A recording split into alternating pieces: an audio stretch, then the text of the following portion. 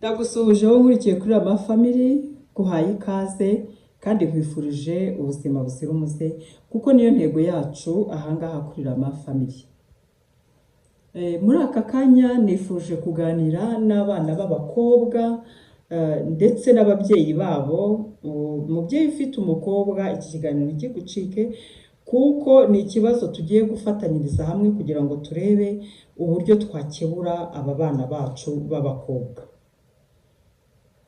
Hadutse imvugo isigaye ivugwa cyane ndetse mu minsi mike nitutagira icyo tuyikoraho iraza kuba gikwira, aho abana b'abakobwa uri gusanga bavuga bati jyewe nzahitamo kwibyarira, nta mpamvu yo gushaka umugabo, nta bagabo bazima bakiriho. Mbese ugasanga rwose bashaka gufata umwanzuro, ariko cyane cyane bakaba bari kwemfluwanswa cyangwa se bikaba biri guterwa n'ibyo babona kuri social media ndetse n'ibyo babona mu mafilimi. Buriya mukobwa unkurikiye, mwana w'umukobwa, reka nkubwire, buriya uzabaze umugore utagifite umugabo ku mpamvu zitandukanye, azakubwira ko kurera abana wenyine bigoye. Buriya kuba papa ukaba na mama icyarimwe rwose biragoye.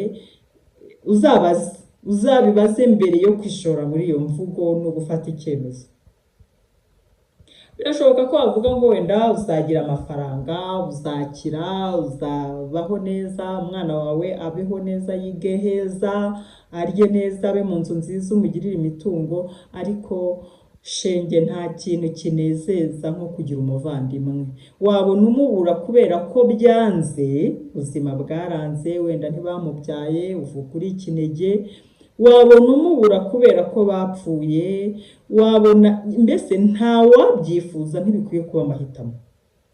None wowe uti ndashaka kwibyarira umwana umwe, uzamenye kuko ni ukwikunda cyane, ariko ntabwo umwana nawe uzaba umukunze, kubera yuko uzaba umwimye uburenganzira yashoboraga kugira kandi nawe wari ufitiye ubushobozi. Ushobora kuvuga ngo nta kibazo, ngo n'ubundi abagabo barastressa, nta mpamvu, nta n'abagabo bazima bakiriho. Mbese usanga bavuga imvugo zitandukanye, ariko uko byamera kose ubundi niba nta bagabo bazima bakiriho, ubundi uwo mwana uzamubyarana nande? Mwibarize, uwo mwana uzamubyarana nande? Ese mbere yo kumubyarana uzabanza ubwire uwo mugabo mugiye kubyarana uti njyewe rwose kuko nta mugabo muzima mbona, icyo nshaka nuko untera inda, ubundi umwana nkamwirerera? Ibyo bintu uzabanza ubimuganirizeho, abyemere, mu biganireho, umwemerere ko nta gihe na kimwe muzima usigera umutera ngo umubwire ko ukeneye kumuha umwana we, cyangwa hari ibyo ukeneye ko akorera umwana we. Ibyo bintu urabyiteguye? Wenda wowe urabyiteguye kubera ko ubushobozi bufite, ariko hari icyo udafite: affection paternelle, urukundo rw'umubyeyi w'umupapa ntabwo wifitemo, kandi uwo mwana ararukeneye. None se uriteguye ko umunsi umwe uzagera ukajya umwohereza kwa se? Ese se ashatse kumutwara wamumuha? Ese ahubwo umwana washatse gusanga se wamurekura? Ibyo byose uzabyibazeho mbere yo gufata umwanzuro. Mutazashukwa n'ibyo mubona mu mafilime. Uzi ukuntu bimeze?